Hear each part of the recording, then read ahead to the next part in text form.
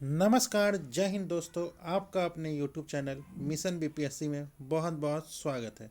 दोस्तों, जैसा कि आप लोगों को पता होगा, बीपीएससी एईडीओ की न्यू वैकेंसी आई है, जिसका एग्ज़ाम जिसमें टोटल नंबर ऑफ पोस्ट की बात करें तो वो 935 है। और इसका एग्ज़ाम डेट भी आप लोगों को पता है, 14 अप्रैल से स्टार्ट होने वाला है। इसी के संबंध में एडुटेरिया के द्वारा जो बीपीएससी एईडीओ का टेस्ट लिया जा रहा है, उसी का आज के सेशन में टेस्ट नंबर 9 का डिस्कशन करने वाले हैं। अगर आपको इसका पीडीएफ चाहिए तो आप हमारे टेलीग्राम लिंक से जुड़ सकते हैं। टेलीग्राम का लिंक जो है वो इस वीडियो के डिस्क्रिप्शन में है, वहाँ से जाके आप टेलीग्राम ज्वाइन कर ले, आपको पीडीएफ प्रोवाइड करवा दिया जाएगा। तो दोस्तों, जैसा कि आप लोगों को पता होगा, बीपीएससी एईडीओ का 3 पेपर होने वाला है।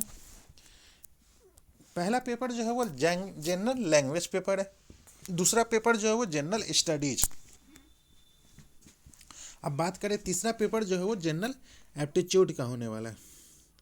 तो आज का सेशन जो है वो जनरल लैंग्वेज का जो पेपर होने वाला है 100 नंबर, उसी का आज के सेशन में डिस्कशन करवाने वाले हैं। अगर आपको उसका पीडीएफ चाहिए तो आप हमारे टेलीग्राम लिंक से जुड़ सकते हैं।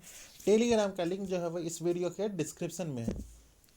तो चलिए आज का सेशन स्टार्ट करते हैं। एडुटेरिया के द्वारा एईडीओ फुल लेंथ टेस्ट नंबर 9। आते हैं क्वेश्चन नंबर 1 पे, जो कि जनरल लैंग्वेज का है।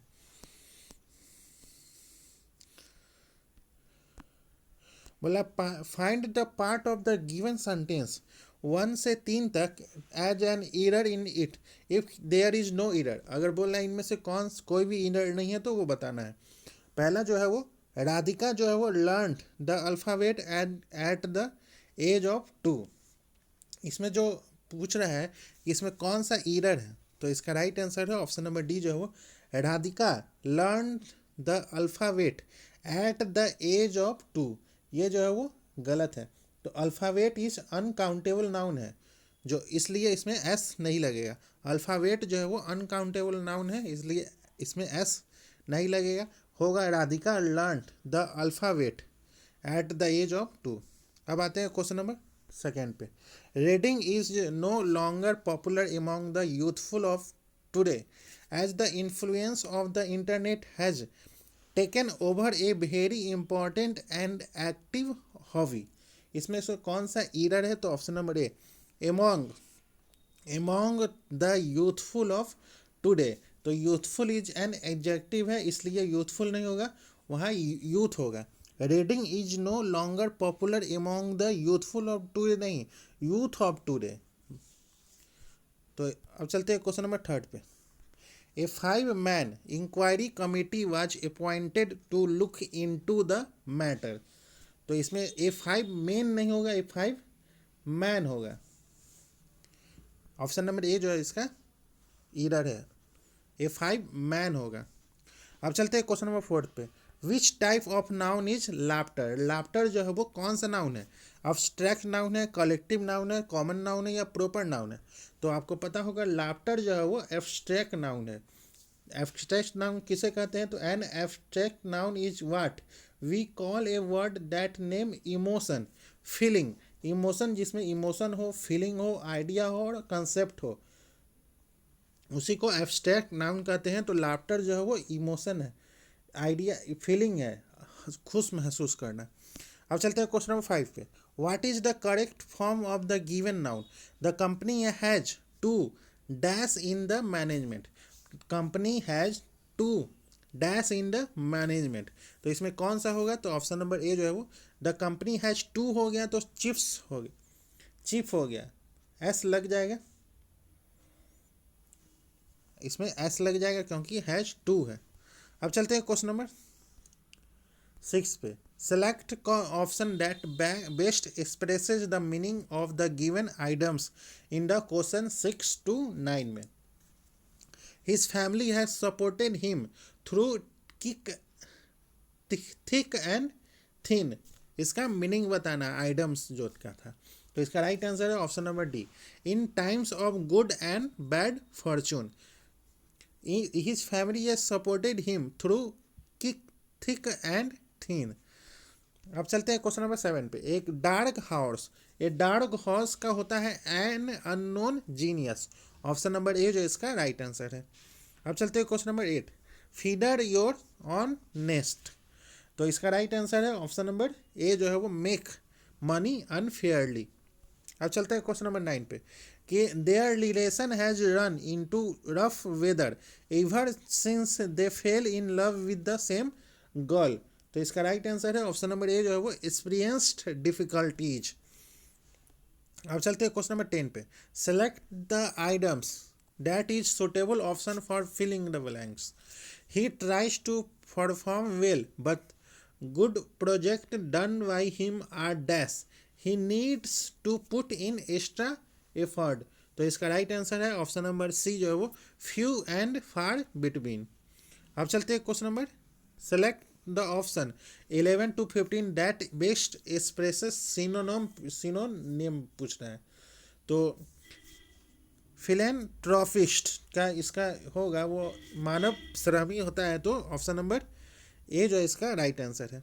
एवेंज, एवेंज क्वेश्चन नंबर 12 का, एवेंज का जो होता है वो एवेंज मतलब बदला लेना, तो इसका फन पनिश होगा। अब चलते हैं क्वेश्चन नंबर 3 पे, कैंड, कैंडिड मतलब होता है स्पष्टवादी, स्पष्ट बोलने वाला। तो ये स्वीट हो गया, एरोगेंट हो गया, क्रूरल हो गया, फ्रैंक मतलब स्पष्ट बोलने वाला, फ्रैंक है। अब चलते हैं थ्रिफ्टी, थ्रिफ्टी मतलब होता है कंजूस, तो इसका फ्रूगल होगा, फ्रूगल। अब रेप्रीमैंड, रेप्रीमैंड का होता है डांटना, तो री अप्रोच होगा, ऑप्शन नंबर ए जो इसका राइट आंसर है। अब चलते हैं क्वेश्चन नंबर 16 से 19 में 4 सेगमेंट दिया हुआ है, identify the segment that contains a grammatical error बताना है। तो he is a university professor but of is 3 sons neither has any merit.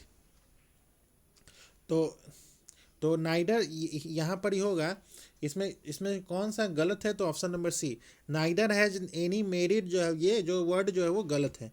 He is a university professor but of his 3 sons none has any merit होगा, not की neither. अब चलते हैं question number 17, Rustam and myself saw the fixer. तो and myself, तो इसका right answer है option number B जो है इसका राइट आंसर है, myself should be replaced by I. Rustam and I saw the fixer होगा, माई सेल्फ नहीं होगा, यहाँ आई होगा। अब चलते हैं क्वेश्चन नंबर 18 पे, one should have check their teeth every 6 month. तो इसका होगा ऑप्शन नंबर ए जो इसका गलत है, चेक देयर टीथ नहीं होगा, one should have check one's teeth होगा, देयर नहीं होगा, वंस टीथ होगा। अब चलते हैं क्वेश्चन नंबर 19 पे, each boy was given a toy as a parting gift which made him happy, तो विच मेड हिम हैप्पी जो है ये ऑप्शन नंबर सी जो है ये एरर होगा, क्योंकि हिम नहीं होगा, विच मेड देम हैप्पी होगा, ईच बॉय है, ईच बॉय। अब चलते हैं, identify the reciprocal pronoun, the two teams respected dash effort, the two team respected dash effort, तो ईच अदर होगा, ऑप्शन नंबर ए जो है वो ईच अदर। अब चलते हैं question number 21, choose the correct adjective order, पीडी sir bought a dash dress for Radhika, तो ऑप्शन नंबर बी जो है वो ब्यूटीफुल रेड सिल्क। अब चलते हैं question number 22, choose the correct form of the adjective, इसका करेक्ट फॉर्म चुनना है।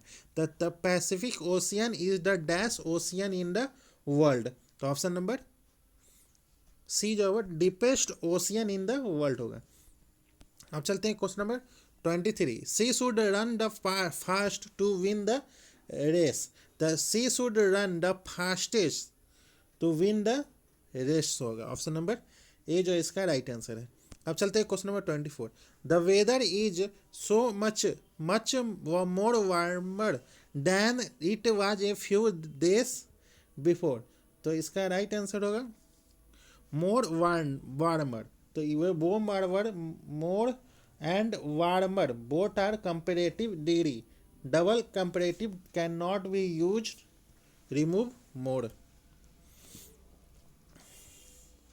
अब चलते हैं question number, select the most appropriate option to fill in the blanks. The older I get the dash I am happier. The older I get the happier I am. Option number C जो इसका right answer है. अब चलते हैं 26 से 30 तक appropriate word पढ़ना है. Option number 26. The old man has lost his memory. He is suffering from amnesia. Option number amnesia. अब चलते हैं question number 27. That which can not be heard. तो इसका राइट आंसर है इनऑडिबल. अब चलते हैं question number 28. An instrument for measuring the atmospheric pressure. तो इसका राइट आंसर है ऑप्शन नंबर सी जो है वो बैरोमीटर. अब चलते हैं question number 29. A fictitious name used by an author. तो pseudonym. ऑप्शन नंबर ए जो है इसका राइट आंसर है. अब चलते हैं question number 30. One who treats skin diseases. Dermatologist.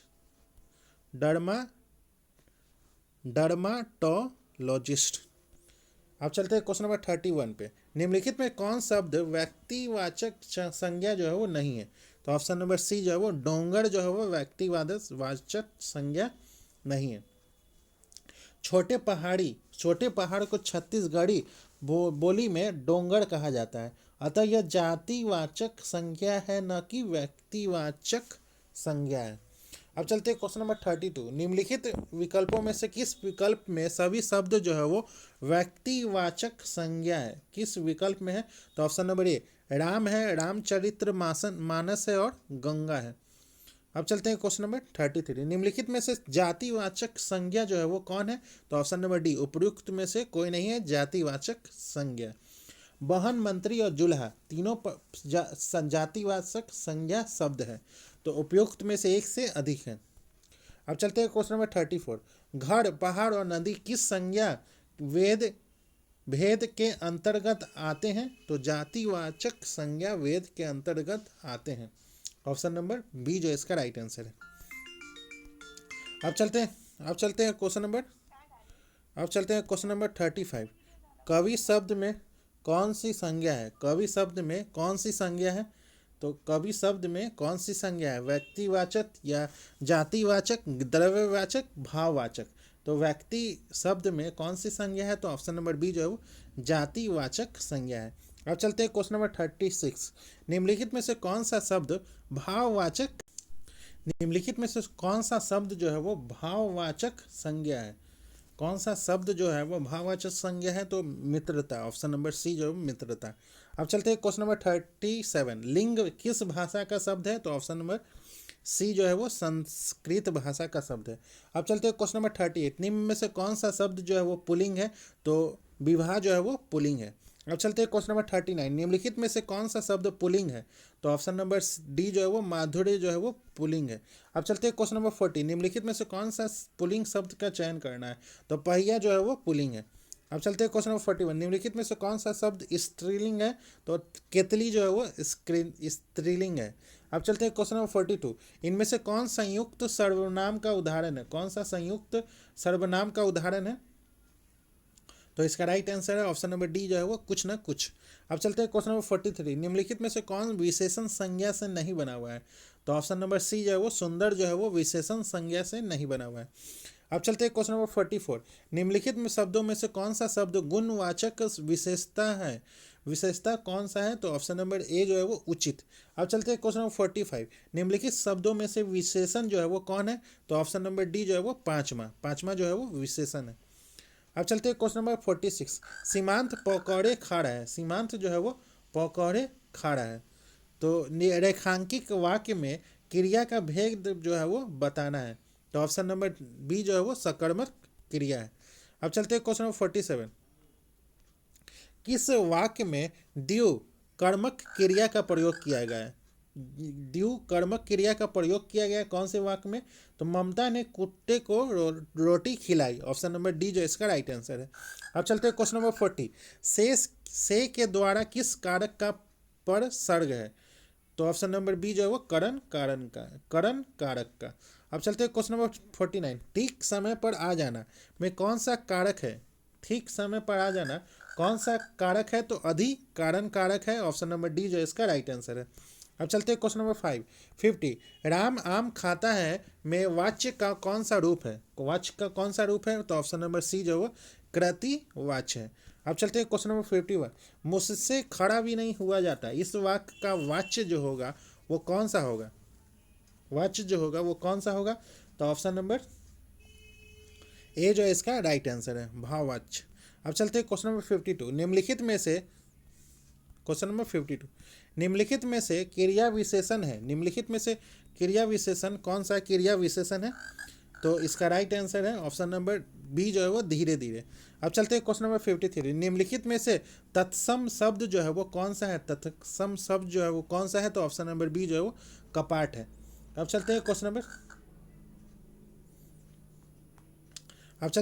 54। निम्नलिखित में से कौन सा तत्सम शब्द है? तो क्वेश्चन नंबर 54 का कुक्कुर, ऑप्शन नंबर बी जो इसका राइट आंसर है। अब चलते हैं क्वेश्चन नंबर 55 का, क्वेश्चन नंबर 55 का ऑप्शन नंबर ए जो इसका राइट आंसर है। क्वेश्चन नंबर 56 का ऑप्शन नंबर सी जो इसका राइट आंसर है।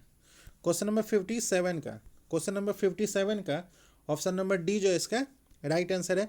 नलिन और राजीव शब्द निम्नलिखित में से किस शब्द के पर्यायवाची शब्द है? तो कमल के पर्यायवाची शब्द है नलिन और राजीव। अब चलते हैं पत्थर का पर्यायवाची शब्द जो है वो कौन सा है?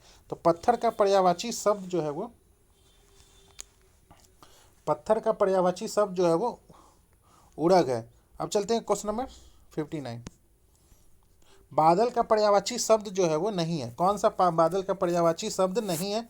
तो मरकट जो है वो बादल का पर्यायवाची शब्द नहीं है, मरकट जो है वो बंदर का पर्यायवाची शब्द है। अब चलते हैं राजीव शब्द का पर्यायवाची शब्द जो है वो तामरस है, राजीव शब्द का पर्यायवाची शब्द जो है वो तामरस है, ऑप्शन नंबर ए जो इसका राइट आंसर है। लक्ष्मी, लक्ष्मी शब्द का पर्यायवाची शब्द जो है वो ऑप्शन नंबर ए जो है वो उमा है। अब चलते हैं क्वेश्चन नंबर 62। उन्मूलन का विलोम शब्द, उन्मूलन का विलोम शब्द जो होता है ऑप्शन नंबर डी जो है वो रोपण होता है। अब चलते हैं क्वेश्चन नंबर 63।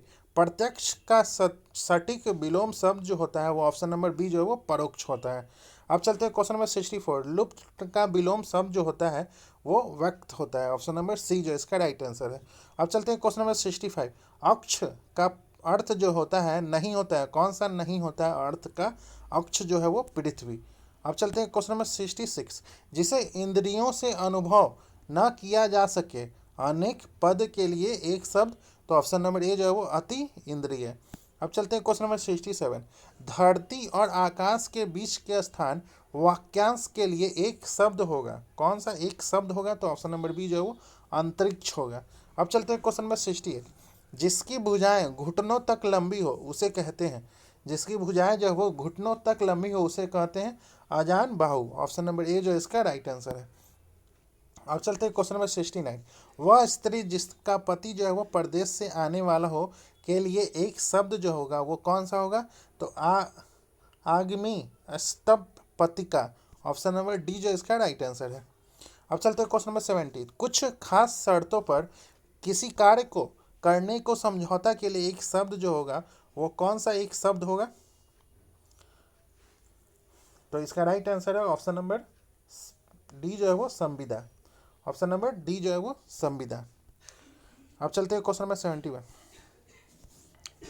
आंख नीची होना मुहावरे का सही अर्थ जो होता है, आंख नीची होना मुहावरे का सही अर्थ जो होता है वो शर्म से नजर न मिलाना, ऑप्शन नंबर बी जो इसका राइट आंसर है।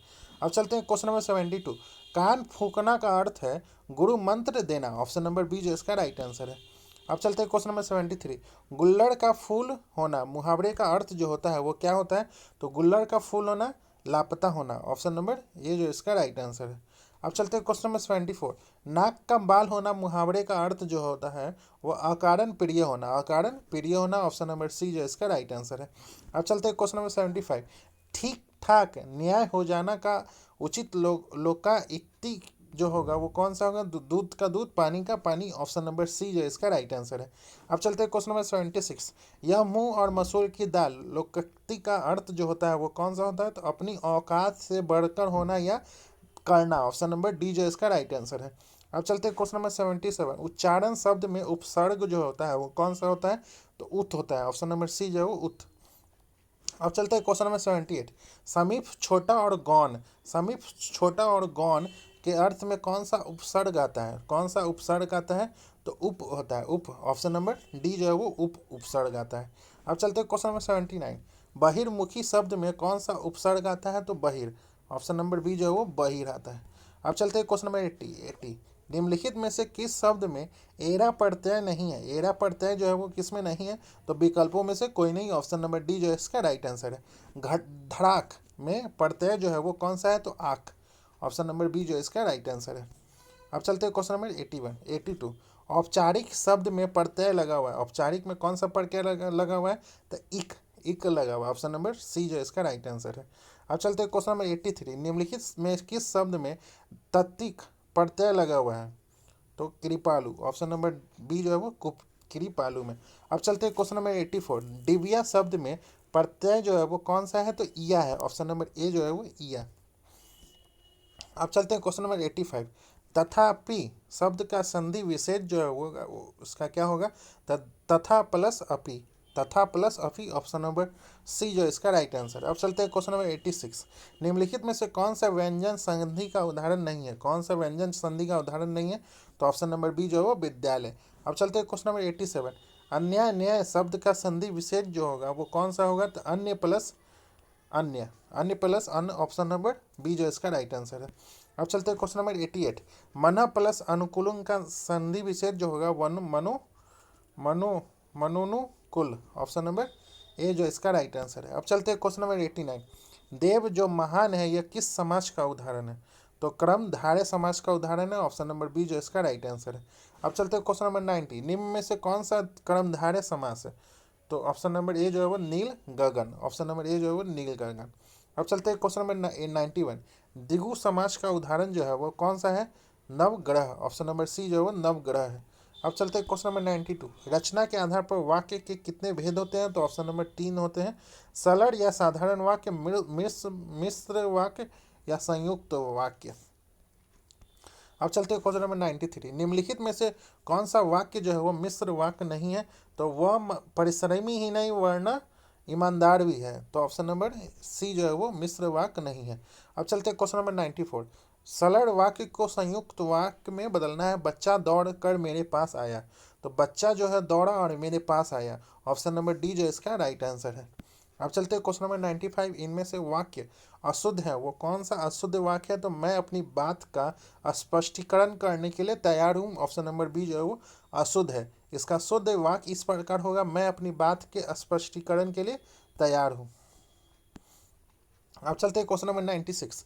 निम्नलिखित में से शुद्ध वाक्य का चयन करना है। तो अधिकारियों ने अपने कागजात की जांच की। ऑप्शन नंबर सी जो है वो शुद्ध वाक्य है। अब चलते हैं क्वेश्चन नंबर 97। नीचे दिए हुए शब्दों में किसका वर्तनी शुद्ध है? किसका वर्तनी जो है वो शुद्ध है? तो ऑप्शन नंबर ए जो है वो द्वारका। अब चलते हैं क्वेश्चन नंबर 98। निम्नलिखित में से कौन सा शब्द जो है वो शुद्ध है? कौन सा शब्द जो है वो शुद्ध है? तो ऑप्शन नंबर बी जो है वो अंगना शब्द जो है वो शुद्ध है। अब चलते हैं क्वेश्चन नंबर 99। निम्नलिखित में से शब्दालंकार का एक भेद जो है वो कौन सा है? तो वह क्रोति। ऑप्शन नंबर डी जो इसका राइट आंसर है। अब चलते हैं क्वेश्चन नंबर 100। दिवसावसान का समय, मेघ भय आसमान से उतर रही है, वह संध्या सुंदरी पड़ी सी धीरे धीरे। इन पंक्तियों में कौन सा अलंकार है? तो ऑप्शन नंबर डी जो है वो मानवीकरण है। तो दोस्तों आज का सेशन ये समाप्त होता है, जिसमें हम लोगों ने एडोटेरिया के द्वारा जो AEDO का टेस्ट लिया जा रहा है उसी का टेस्ट नंबर 9 का डिस्कशन किया। अगर आपको इसका PDF चाहिए तो आप हमारे टेलीग्राम लिंक से जुड़ सकते हैं। टेलीग्राम का लिंक जो है वो इस वीडियो के डिस्क्रिप्शन में है, वहाँ से जाके आप टेलीग्राम ज्वाइन कर लें, आपको PDF प्रोवाइड करवा दिया जाएगा। तो मिलते हैं किसी और नेक्स्ट टेस्ट सीरीज़ के साथ, तब तक के लिए धन्यवाद।